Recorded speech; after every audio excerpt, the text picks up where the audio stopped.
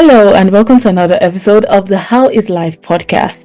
And you can bet this is the final episode of the finance series, What Experts Really Want to Tell You. I am so grateful for how far we have come. We first started off with non-profit organizations, moving on with the genesis and exodus of debt. In the last episode, we discussed the art of engaging investors. On this episode, we're going to be talking about the A to Z of self-promotion. So while you have learned how to navigate your non-profit startup, you've learned how to manage debt, you've also learned how to properly and effectively engage your investors. It is now time to learn how to promote yourself, how to put yourself out there, how to put yourself in the market, in the face of the market. All right. And today I am with Dr. Lanre Phillips. Dr. Lanre Phillips is a visionary leader boasting an illustrious career spanning over 25 years across dynamic industries such as FMCG, banking, telecommunications, and information technology. Widely acclaimed for his strategic acumen, Dr. Phillips is a mastermind in driving organizational growth through the twin pillars of human capacity development and flawless strategic implementation. His impactful collaborations with diverse organizations within and outside the African continent underscore his commitment to operational excellence. A two-time TEDx speaker, Dr. Phillips not only shares his insights but actively shapes the discourse on leadership and innovation, amongst other topics. As the CEO and principal partner at LP Consults, he continues to spearhead transformative initiatives, leaving an indelible mark on the business landscape. Welcome, Dr. Lanre Phillips. It is so good to have you on the platform. Thank you so much, Chidinma, for having me. Today we are going to be discussing the A to Z of self-promotion. We've covered a couple of topics on the finance series, What Experts Really Want to Tell You. And today, this episode is going to be the final episode of the series. And we're ending it with how to properly and effectively put ourselves in the faces of people, how to market ourselves. And so for the next 15 minutes, I'm going to be leaving you, the expert in the room, to tell us what it is that you really want us to know when it comes to self-promotion. So I'm leaving the platform up to you. All right. So thank you, Chidinma. Thank you for this opportunity. And so let me quickly speak to self-promotion, maybe in about 12 minutes, if that's fine. That's okay. And so I would start off by saying, why do you want to promote yourself? You're promoting yourself to other people, right? So the start point will be to understand human behavior. So you need to understand some psychology of human behavior. And there's no better way to do it than to look at evolution, right? So we have 5 generations of people in the world right now. The first, of course, that are still living are called the baby boomers. These were people born between 1946 and 64. We're told that they have a large size and they've got great spending power. Next up to those people are the ones called the Generation X, people born between 1965 and 76. That's where I fall in, by the way. We're told that they are savvy and skeptical consumers. That means they price everything they want to buy. We're told that they are better educated people. We're told that they are also financially conscious and conservative. They question every decision that they want to make. Right after Generation X is a group called Generation Y. These are born between 1977 and 1997. These people were born into the computer revolution. It's in their time that the computer revolution came. We're told that these people have great spending power. We're told that these people influences millions of dollars in purchases. They are not the richest earners, but they are one of the largest spenders. And this group of people are called millennials. Okay. The last group is an interesting group that I want to talk about. I'm sure everybody is talking about them now, the Gen Z. And these are people born between 1997 and 2015. We're told that these people are pragmatic and financially minded. In fact, let me explain it better. What we're told is these people are not the largest earners. Ironically, they are the largest spenders. Okay, these guys, politically progressive, they have an opinion on every political issue, end SARS, Ukraine, Russia, the American election. These guys also, many factors contribute to their mental health. When I was growing up, I never heard about the phrase mental health before. Right now, it's beginning to be a major phrase that everybody's talking about. The only mental health issues I knew way back when I was growing up could be solved with your mother's cane, and all mothers had a cane close by somewhere. The difference between Gen Z and Gen Y is that for Gen Z, they were born into a world of peak technological innovation. Okay? What that means is the entirety of their decisions is based on technology. You're speaking to a Gen Z, and right there and then he's checking Google to find out whether what you're saying is correct. So you're asking a Gen Z question, you're asking what data supports what you're saying. Okay, and that's because they are born into a world of peak technological innovation. Remember, I'm still talking about how to promote yourself. Jeff Bezos said something very interesting. He says a brand is what people say about you when you're not in the room. So self-promotion is not just about you being inside the room. Self-promotion should get to the extent such that even when you're not in the room, people are still speaking about you. Okay, and when I hear people like Jeff Bezos, who by all standards is not a poor man, say stuff like that, you want to listen to them. Okay. So why exactly are we talking about promoting yourself or investing in your personal brand? Okay, the first reason is that you want to stand out from the crowd. The second reason, closely following, is that you want to promote some sort of visibility for yourself. Okay, and this comes out of credibility.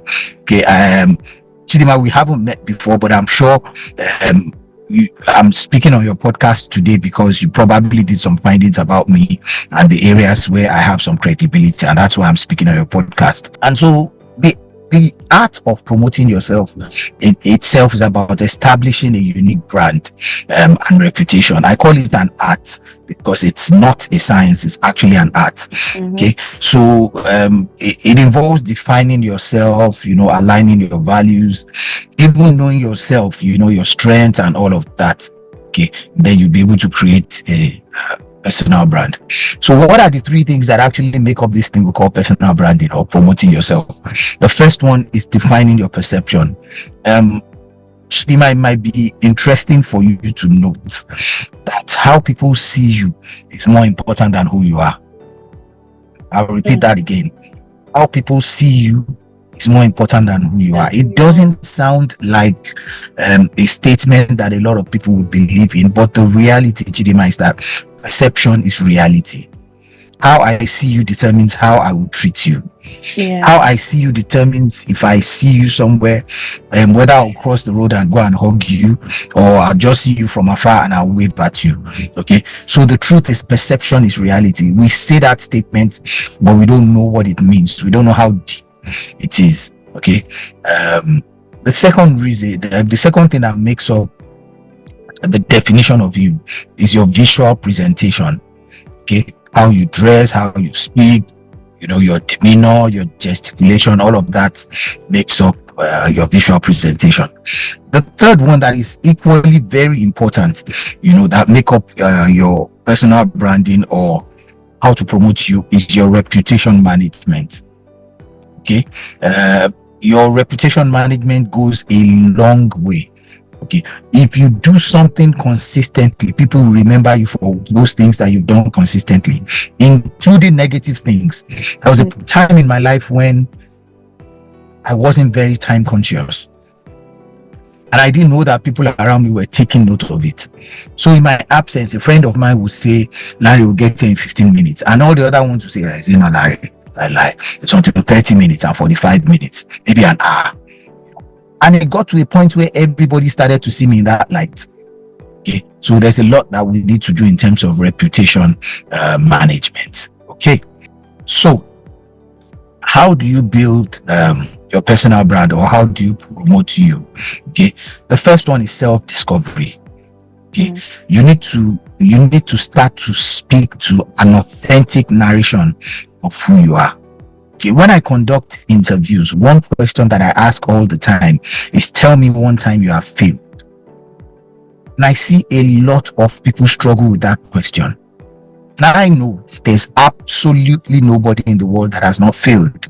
Yeah. So for me, when I see you struggle with that question, it just immediately tells me that you're not a truthful person. Because if you have to struggle for like 2-3 minutes before you answer the question of one time you failed, it's like you trying to tell me that you haven't failed before, or you are finding it difficult to remember when the last time you failed happened, and so that speaks to me. So self-discovery is one. Another one will be authentic storytelling. Okay. In my PhD, I remember vividly about 6 years ago, I wrote on storytelling. Okay. The entire myth around storytelling has been used differently now. So everybody understands that storytelling is the way to connect with people emotionally. Before now, everybody thought we were all logical people. We're beginning to realize that human beings are actually emotional people. People are beginning to use the storytelling technique more in marketing, in advertising, However, what people haven't done well is the authenticity of the stories. Okay, so in building your personal brand or in promoting you need to speak to stories that are authentic. Okay, the last thing you need to do in building your personal brand. Okay, so I had spoken first to self-discovery, then I spoke about authentic storytelling. The final one is online presence.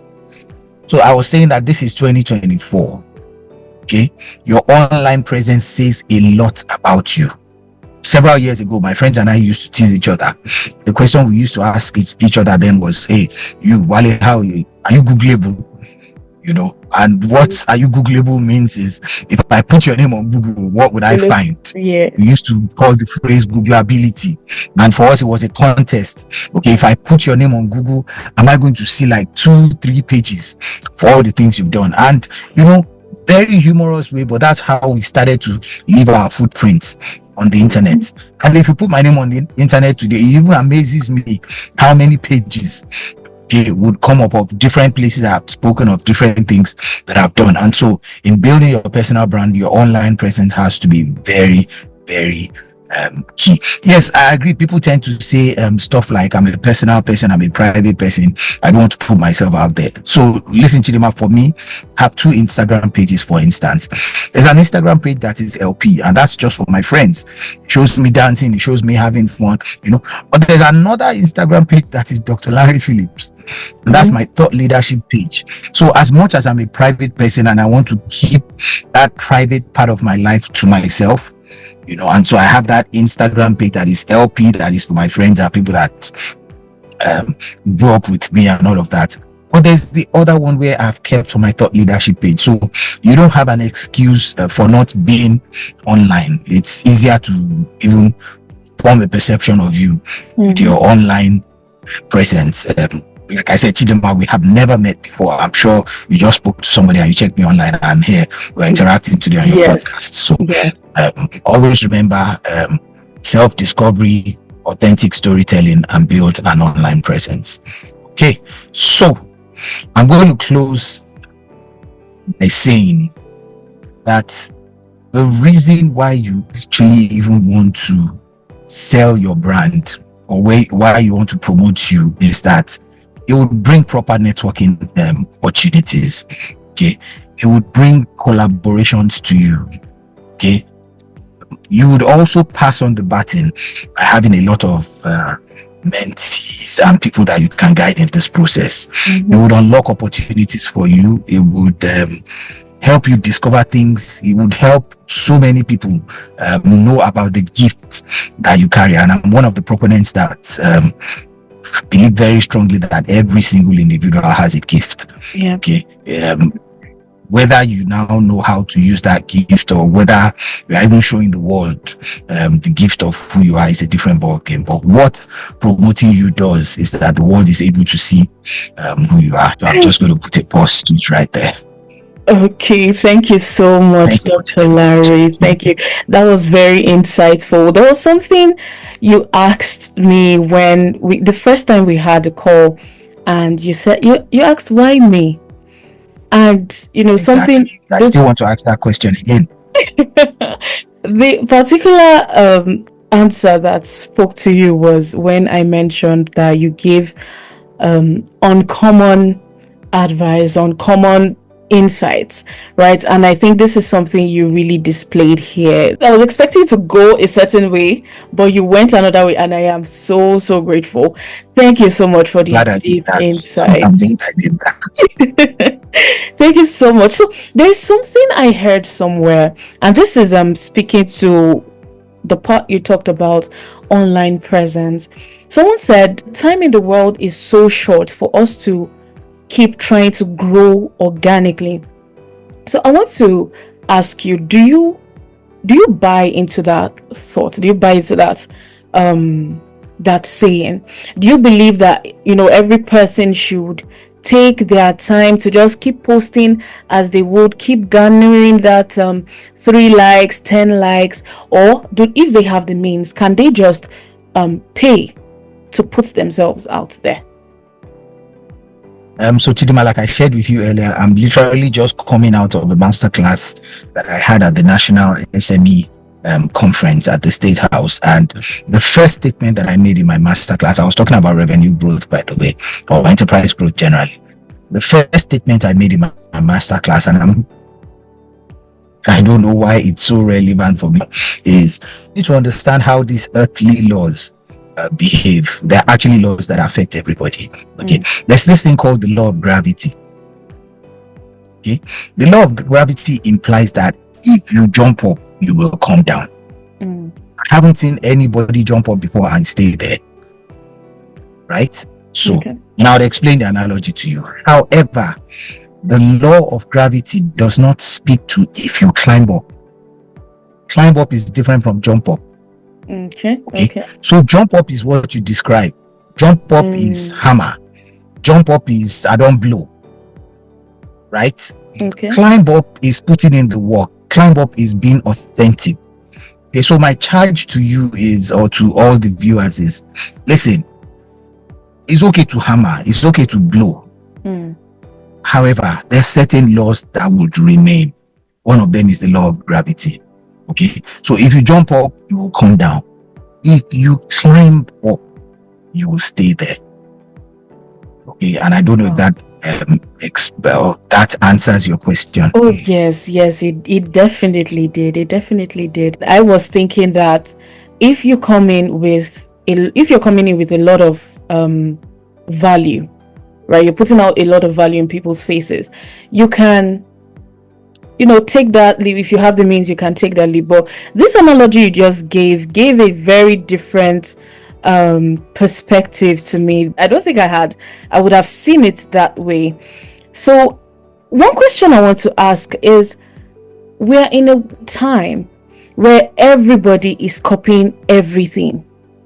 Everyone seems to be doing what every other person is doing. If you're meeting one wig vendor, you are meeting 500 others. So how can someone efficiently distinguish themselves in a market that is so saturated? And I want to use something we can't really put passion on. Take example, this wig selling that I just talked about. How can you differentiate? You can't. I don't think there's anyone that is passionate about selling wigs. However, how can they distinguish? How can they differentiate themselves from the crowd? So it's about authenticity. Like him or hate him, I want you to go and read the story of Donald Trump, especially his political journey. He's not your average politician. He's done everything wrong not to make him able to contest for the highest seat in the world.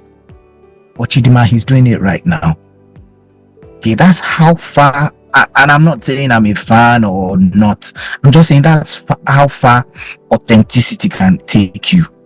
Okay, so for me, and of course, this is not, we're not talking sales here. We're not talking business development. That's another kettle of fish. Well, I think what is important, okay, is to distinguish yourself. I mentioned it earlier, okay, to show how authentic you are, even in your storytelling. The reality, Chidinma, is that it is not possible that you are such a bad person that you are not able to distinguish yourself. And listen, if banks are calling themselves the one customer bank, you know what that means? That means we will treat every single customer as a different individual, not an account number. It goes to tell you that even the people you are selling the wigs to, one of the things they look out for the most is this person going to treat me as a single customer and not just another wig buyer. Okay, so my thoughts are simple, and it's helped me. I'm sure you know that I'm a business coach. I teach sales and marketing as well. Okay. Is be authentic, distinguish yourself within the crowd. The fact that there are 10 people selling chicken and chips on your street and are making money doesn't mean that if you just come and start selling chicken and chips without something different, that you will make money as well. So if you are going to sell your own chicken and chips, make it the most spicy. Okay, ensure that people that don't like spicy shouldn't come to your place. Okay. Or just do something different. I don't know if you know me that well, but I was the first person in this town to start off a seafood restaurant. And we sold only seafood at a time when seafood was not popular. I'm talking about as far back as 2008. So people would come to my restaurant and ask for chips and ask for rice, and I'll tell you, sorry, we don't have. Did it hurt me? Yes, a bit, because I know I was losing money. But I stuck to it and I said, what I'm looking for is not people that want to eat pounded jam or rice or chips, those things. But for any time you are eating seafood, you would come. So you need to stay authentic, okay, and to stay with that thing called what the people in business development call the USP, your unique selling proposition, what differentiates you from other people. Okay. Ironically these days, and I don't know why it's happening, ironically these days, even some negative things make people come to you. You know? Yes. So for me, stay authentic and stay with your USP. Thank you so much. I was going to ask you a question about visual presentation, and I think what you just said has answered it kind of, but I will still throw the question regardless. So I was going to ask, do you present yourself visually based on how you want people to perceive you or who you are? You know, you already said it's more important how people perceive you than who you actually are. So which would be better to present to people? I promise you, Chidinma, perception is reality. What we do on a daily basis is trying to make people have a particular perception of us. Okay. When you see me in trainings and amongst people facilitating, it's not the same person that I am at home. At home, I'm a bookworm. I'm either in my study or watching some documentary on TV. When you see me upstage, I call it, when you see me upstage, it's a different personality altogether. Okay. My upstage personality is how I want people to see me, right? And that's the image that I show out there, right? So we need to understand really that with self-promotion, perception is reality. Okay. And like I said earlier, how people see you will determine how they treat you. Okay, thank you so much, Dr. Lanre, for that. This has been an amazing time, honestly. This has been an amazing episode.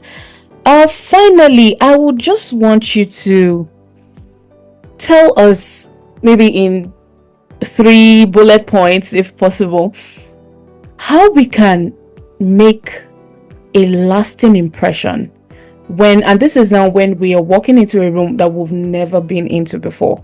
How can we make the people there remember us and not just, somebody just walked in here and just left? How can we make a long-lasting impression to people we're meeting for the first time? Well, I've said buy Sauvage Elixir, my perfume, but I'm just joking. And I would answer it I won't give 3 bullet points. I would answer it in only 1. Okay, and I'd said so before. Okay, be authentic. And authenticity does not mean be good or be bad. Authenticity does not mean be correct. Authenticity does not mean being wrong. Authenticity means stay true to those values. Stay true to how you want people to see you. Okay, and leave it that way. There's a way everybody that I come in contact with sees me. Okay, and that's how I want them to see me. I haven't changed it for one day. I wouldn't change it for one day. It's even too late now. I'm too grown in it to want to change. Yeah. And so maybe as I close, I want you to look at some important personal brands, okay, and start to find out why there's so much of a big brand. I mentioned one earlier. Donald Trump is a big, huge personal brand. Okay. Barack Obama is a huge personal brand. Nelson Mandela, huge personal brand. Alex Ferguson, huge personal brand. Chris Brown, Davido, huge personal brands. When you think about all these people, there's something that goes on in your subconscious about how you see them, right? That may not necessarily be who they are. Or have they been able to sell you the perception that they want to sell to you? Absolutely. Okay. And that's the reality that you live with. Okay. And I hope I answered that question. Yes, you did so beautifully. Thank you so much. And thank you, Chidinma, for having me. I think I'll ask a last question. You said that was the last question. I am so sorry, but there was something just came into my mind while you were mentioning those names, and that is, which is more important, building a personal brand or building your business brand? I would say it's up to you, but I don't know why I'm using several analogies today. I love it, sir. Please carry on. I don't know why I'm using several analogies today, but I would tell you that it's human beings that run businesses. We seem to have forgotten. Several times we want to take human beings out of businesses. Yes. Okay. Chidinma, the reality is people buy you before they buy your products. Okay. So your business is an extension of you. We're human beings. We seem to have forgotten that we're emotional beings. So your personal brand extends to your business brand. And so for me, it's important that you build your personal brand because your customers see it. True. Right? Exactly. And it extends to your business brand. You know why I had a problem with when my friends used to see me as the ultimate latecomer? Because I knew very soon it was going to extend to how they see my business as well. Yes. That was the dangerous part. Yes. Exactly. Yeah. And that was the dangerous part. Okay. So we all need to come back to the basics. Businesses are run by human beings. And people buy into the human beings before they start to buy into the product or service they offer. And I hope that answers this last question. So thank you so much, Dr. Lanre, for this wonderful session. It was lovely having you. Thank you so much, Chidinma. It's a pleasure being here. Yes, and we just listened to Dr. Lanre Phillips. I hope you got a lot from this conversation, and trust that there will be more to come. If you have been following the podcast Instagram page for the past month, you would have been hearing us talk about the elevator pitch workshop. And so in that workshop, Dr. Lanre Phillips is going to be a coach at the workshop. So this is an opportunity for you to get a one-on-one conversation with Dr. Lanre Phillips, and many other coaches will be unveiled, but for this moment, know that Dr. Lanre Phillips is going to be a coach at the elevator pitch workshop. So make sure you don't miss it. If you loved what you just listened to, be rest assured that he is coming with much more. This is probably just an intro into what it is that we're going to be getting from him. All right, so make sure you register. Click on the link in our bio to register, and I will see you there. I really want you to make the most of this festive season coming up, so make sure you register.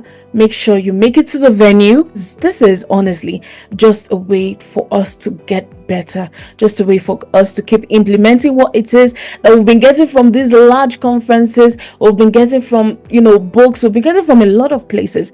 This is the time to implement. All right, so click on the link in our bio to register. Again, we're just taking 50 people, and it's going to be happening in Abuja on the 23rd of November. This was the final episode of the finance series, What Experts Really Want to Tell You. I am so grateful to Dr. Lanre that he was able to bring this series to a close. All right, so I'm going to see you in the last episode of the year, which is the 11th hour testifiers. Come on. And see, I'm going to record something. I'm going to record a whole other episode for that. But just know that for that episode, we are going live in both Abuja and in Lagos. All right. So do have a lovely day. Coming up next will be more details on the elevator pitch workshop and the 11th hour testifiers. Okay, so you just listen to the How is Life podcast, and I am your host, Chidinma Chika. I hope you have a lovely November. Bye.